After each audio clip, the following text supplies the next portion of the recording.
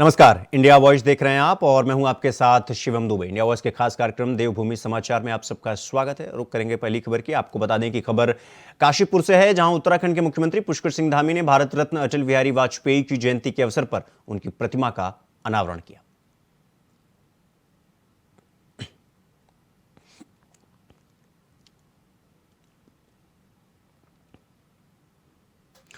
खबर मसूरी से है, जहां पूर्व प्रधानमंत्री अटल बिहारी वाजपेयी के 99वें जन्मदिन पर बीजेपी कार्यकर्ताओं ने मसूरी तिलक लाइब्रेरी में एकत्रित होकर अटल जी के चित्र पर पुष्पांजलि अर्पित कर उन्हें याद किया।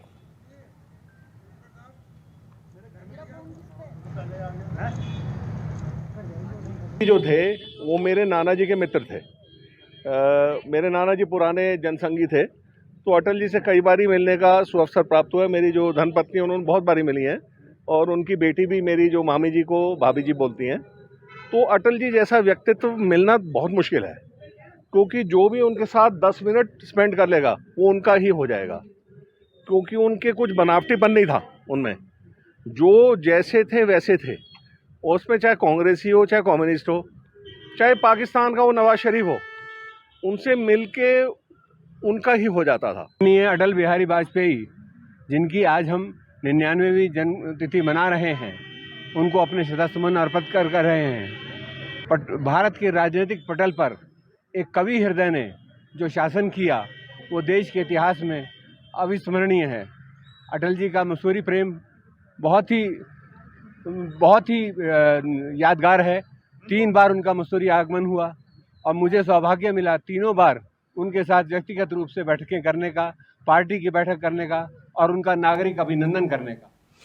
उत्तराखंड के मुख्यमंत्री पुष्कर सिंह धामी हरिद्वार दौरे पर रहे, जहां सबसे पहले अपने राजनीतिक गुरु जगत गुरु राजेश्वरानंद से मिले। इसके बाद जूना अखाड़े के महामंडलेश्वर स्वामी अवधेशानंद गिरी के पद पर 25 साल पूरे होने पर दिव्याध्यात्मिक महोत्सव में प्रतिभाग करने हरिहर आश्रम पहुंचे। जहां उन्होंने साधु संतों द्वारा राम मंदिर के लिए बलिदान पर बोलते हुए कहा कि जो साधु संतों ने अपना सपना देखा था वह अब पूरा होने जा रहा है। साथ ही उन्होंने कहा कि जनवरी में रामलला अपने स्थान पर विराजमान हो जाएंगे।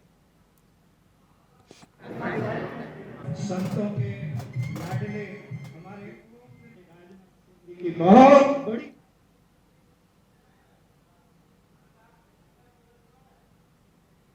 बनाने के लिए भी और राज्य बनने के बाद, इसलिए हमारी मातृशक्ति को मुख्य धारा में लाना हम सबका पहला प्राथमिकता थी। इसलिए हमने राज्य के अंदर 30% का जो आरक्षण है वो केवल मातृशक्ति के लिए यहाँ पर जो है उसके लिए विधेयक लाकर सुनिश्चित कर दिया कि मातृशक्ति आएगी।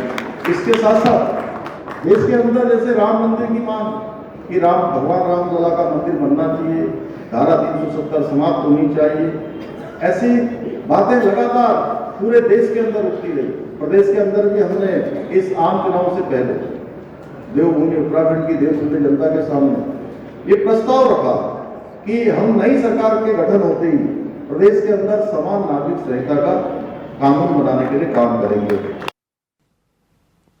तो वहीं जम्मू कश्मीर के पुंछ में राजौरी सेक्टर में सेना के वाहन पर हुए आतंकी हमले में 15 गढ़वाल राइफल के जवान नायक वीरेंद्र सिंह शहीद हो गए। शहीद वीरेंद्र सिंह के पार्थिव शरीर को सेना के विशेष विमान से लाया गया, जहां से सेना द्वारा शहीद वीरेंद्र के पार्थिव शरीर को सड़क मार्ग से लाया गया। नारायणगढ़ इंटर कॉलेज मैदान में शहीद वीरेंद्र को सैन्य सम्मान के साथ श्रद्धांजलि दी गई। भारत माता की जय और चमोली के लाल शहीद वीरेंद्र के जयकारों से गूंज उठा। नारायणगढ़ में पिंडर नदी के तट पर शहीद सैनिक नायक वीरेंद्र का अंतिम संस्कार सैन्य सम्मान के साथ किया गया। पूरा क्षेत्र देवभूमि उत्तराखंड और पूरे देशवासी उनकी इस वीर शहादत पर उनको नमन करते हैं।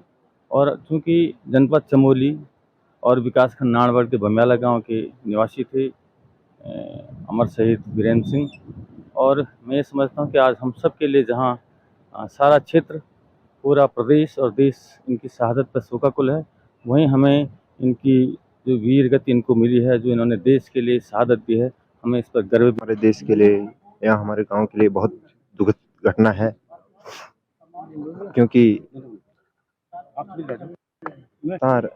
काफी टाइम से हमारे सैनिक अपने शहादत देते हुए आए हैं और जो हमारे बड़े भाई हैं वीरेंद्र सिंह जी, वो राजौरी में जो आतंकी हमला हुआ उसमें आप लोगों को पता है शहीद हुए हैं। उनके जो है कि हम ये चाहते हैं कि सरकार इस पे सख्त से सख्त कदम उठाए और जितने भी आतंकी हैं उन पे जो सर्जिकल स्ट्राइक करा जाए, ताकि हमारे जो शहीदों का बलिदान है वो व्यर्थ न जाए। जम्मू कश्मीर के आतंकी हमले में शहीद हुए पौड़ी कोटद्वार के निवासी गौतम कुमार का पार्थिव शरीर आज उनके आवास लाया गया, जहां शहीद को अंतिम विदाई देने हजारों लोग पहुंचे और शहर को बंद कर शहीद को श्रद्धांजलि अर्पित की। विधानसभा अध्यक्ष और क्षेत्रीय विधायक रितु खंडूरी, जिलाधिकारी एसएसपी ने उनके आवास पर पहुंचकर वीर शहीद के पार्थिव शरीर पर पुष्प चक्र अर्पित करते हुए वीर शहीद की अंतिम यात्रा में शामिल हुए। अंतिम यात्रा गाड़ीगढ़ स्थित मुक्तिधाम पहुंची, जहां शहीद का अंतिम संस्कार किया गया। विधानसभा अध्यक्ष ने कहा कि जम्मू कश्मीर में मां भारती की सेवा करते हुए अपना सर्वोच्च बलिदान देने वाले उत्तराखंड के वीर गौतम कुमार को देश हमेशा याद रखेगा। प्रशासन की तरफ से श्रद्धा सुमन अर्पित करने के लिए पुलिस और प्रशासन के सारे अधिकारी यहाँ अभी मौजूद हैं और गौतम जिन्होंने अपना सर्वस्व बलिदान इसमें दिया है राष्ट्र की सेवा में, तो उनके उस पर हमें गर्व भी है। और ये एक वैसी दुखद घड़ी है जिसमें हम परिवार के साथ में हैं और ईश्वर उनको साहस और शक्ति दे इस बड़े अपूर्ण। गौतम कुमार ने आज सर्वोच्च बलिदान दिया है। देश के लिए उन्होंने अपनी जान न्यौछावर की है। जहां हम एक माँ के लिए दुखी हैं, एक बहन के लिए दुखी हैं, एक भाई के लिए दुखी हैं, वहीं कोटद्वार का सीना गर्व से फूल रहा है, क्योंकि एक 28 साल के नौजवान ने इस देश के लिए अपनी जान न्यौछावर की है, सर्वोच्च बलिदान है। तो जहां एक तरफ गर्व का अनुभूति है कि कोटद्वार में शहीद लौटा है, अपनी जान देकर लौटा है, वहीं परिवार दुखी है, परेशान है, लेकिन वो भी समझता है कि उनके बच्चे ने देश के लिए अपनी कुर्बानी दी है। तो वही अगली खबर कर्णप्रयाग से है, जहां अयोध्या में भगवान श्री राम के दरबार में पूजित अक्षत कलश के यहां पहुंचने पर नगर में भव्य शोभा यात्रा का आयोजन किया गया। देवतोली में मुख्य बाजार तक आयोजित इस शोभा यात्रा में राष्ट्रीय स्वयंसेवक संघ, विश्व हिंदू परिषद सहित बड़ी संस्था में संगठन और स्थानीय लोग शामिल हुए।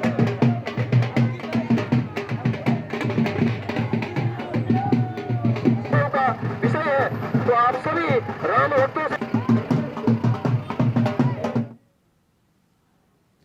संतान दायिनी शक्ति शिरोमणि माता अनुसुईया का 2 दिवसीय मेला विधि विधान और पूजा पाठ के साथ आज से शुरू हो गया। राज्य मंत्री चंडी प्रसाद भट्ट और बीकेटीसी के उपाध्यक्ष किशोर पवार ने मेले का शुभारंभ किया।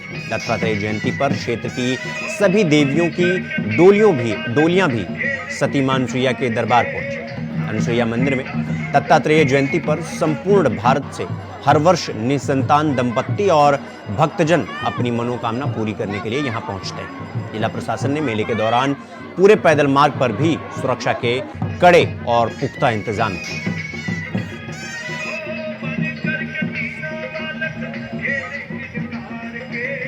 पौड़ी में वनांतरा रिसोर्ट तोड़ने वाली जेसीबी ऑपरेटर दीपक ने कोटद्वार कोर्ट में अपनी अहम गवाही में बताया कि उस रात रिसोर्ट को 2 बार तोड़वाया गया। पहले तत्कालीन एसडीएम प्रमोद कुमार और पुलिस कर्मियों की देखरेख में रिसोर्ट की बाहरी दीवार को तोड़वाया गया। उसके बाद स्थानीय विधायक रेणु बिष्ट ने जेसीबी को दोबारा बुलवाकर अंकिता के कमरे समेत 2 कमरों को आदेश देकर तोड़वाया।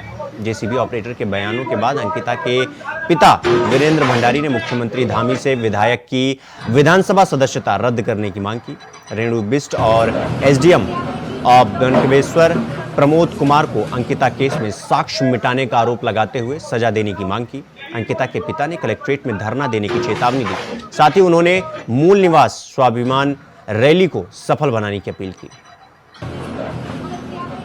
आज कोटद्वार न्यायालय में बयान होने थे, तो जो मेन था, आज दीपक ने कहा जो रेणु बिष्ट क्षेत्र के विधायक हैं उनके आदेश से रिसोर्ट तोड़ा गया और दूसरी ये है कि मैं मुख्यमंत्री पुष्कर सिंह धामी से ये कहना चाहता हूँ कि आपको अब पता पड़ गया, वैसे भी आपको पता था, लेकिन आप SIT ने उन जो आरोपी बनने चाहिए थे उनको हमारे गवाह बना रखे हैं।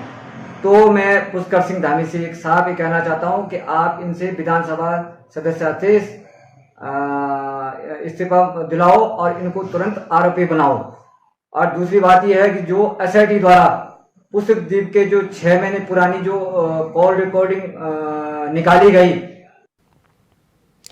अंकिता भंडारी हत्याकांड मामले में इन दिनों सुनवाई चल रही है। बीते दिन बुलडोजर चालक दीपक ने कोर्ट में गवाही दी है कि SDM और भाजपा विधायक रेणु बिष्ट के कहने पर उसने वनंतरा रिजॉर्ट में बुलडोजर चलाया था, जिसको लेकर आज कांग्रेस ने बाकायदा प्रेस कॉन्फ्रेंस की।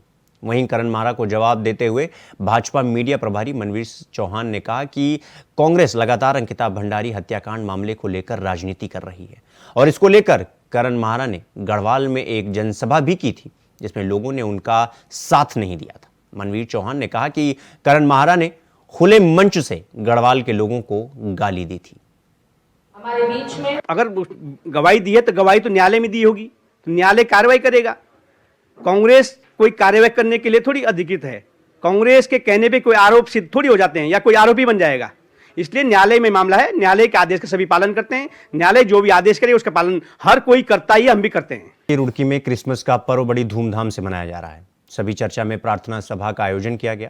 इस मौके पर भारी संख्या में लोग चर्चा में पहुंचे। वहीं फादर राजन थॉमस का कहना है कि आज के दिन बड़ी बेसब्री का इंतजार रहता है। क्रिसमस को लेकर काफी दिन पहले से तैयारियां चलती हैं, इसलिए सभी लोग अपने घरों में भी बड़े उत्साह के साथ क्रिसमस के त्यौहार को मनाते हैं। देर रात यीशु के जन्म के बाद कार्यक्रमों का दौर शुरू होता है।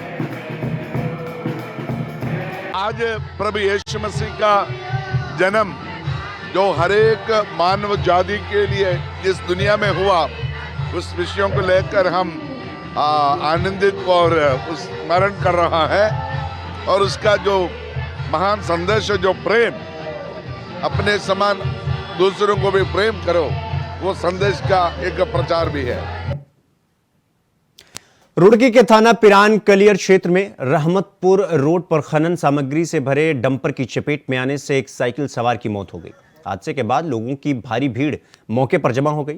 हादसे के बाद लोगों की भीड़ मौके पर जुट गई। वहीं पुलिस की सूचना दी गई। पुलिस को इसका सूचना मिलने के बाद मौके पर पहुंची पुलिस में मृतक की शिनाख्त का प्रयास किया गया, लेकिन उसकी शिनाख्त नहीं हो पाई। मृतक के शव को पोस्टमार्टम के लिए भेज दिया गया है। आपको बता दें कि डंपर निर्माणाधीन NH पर मिट्टी लेकर जा रहा था। खनन से भरे डंपर से 2 दिन में वह दूसरा बड़ा हादसा है ये, जिससे स्थानीय लोगों में काफी रोष है।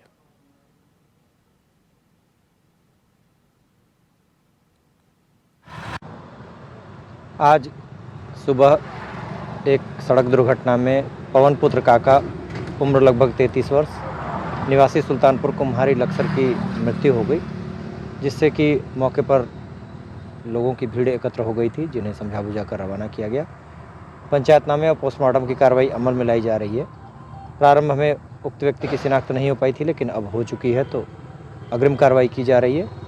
घटना में जो वाहन प्रयुक्त हुआ है, उस वाहन को कब्जे पुलिस लिया गया है और चालक के बारे में जानकारी जुटाई जा रही है, क्योंकि मौके से चालक भाग गया था। जो भी इस घटना में शामिल है चालक, उसके विरुद्ध अभियोग पंजीकृत कर अग्रिम विधिक कार्रवाई अमल में लाई जाएगी। और अभी जो खनन हो रहा है यहाँ पर, कुछ तो अवैध खनन जो 6 लेन में मिट्टी डाली जा रही है, वहीं से वहीं जो भी है, कुछ अवैध खनन भी हो रहा है। तो अवैध खनन में रात भर लोग चोरी से गाड़ी यहाँ ले जाते हैं, डंपर एक्सीडेंट कर रहे हैं और आए दिन।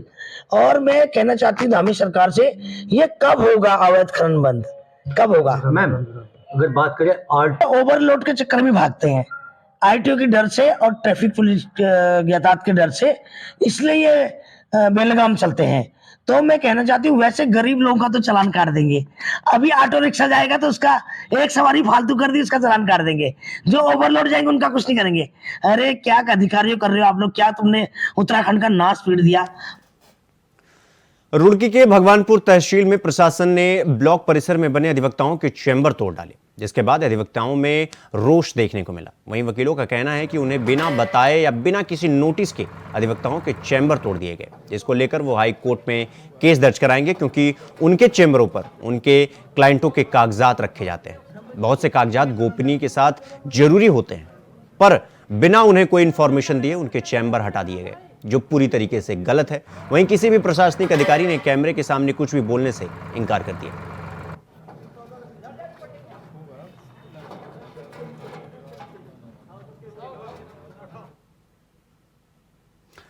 खबर हरिद्वार के सिडकुल थाना क्षेत्र से है, जहां पुलिस वैन में से हुई सड़क दुर्घटना में बाइक सवार ने अपनी जान गंवा दी। घटना के बाद युवक को आनन फानन में नजदीकी हॉस्पिटल ले जाया गया, जहां डॉक्टरों ने उन्हें मृत घोषित कर दिया। सूचना पाकर मौके पर पहुंची सिडकुल पुलिस मामले में जुटी हुई है।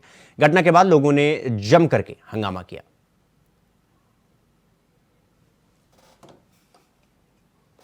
देवभूमि समाचार में फिलहाल अभी के लिए बस इतना ही। देश दुनिया की तमाम खबरों को देखने के लिए देखते रहिए इंडिया वॉइस। नमस्कार।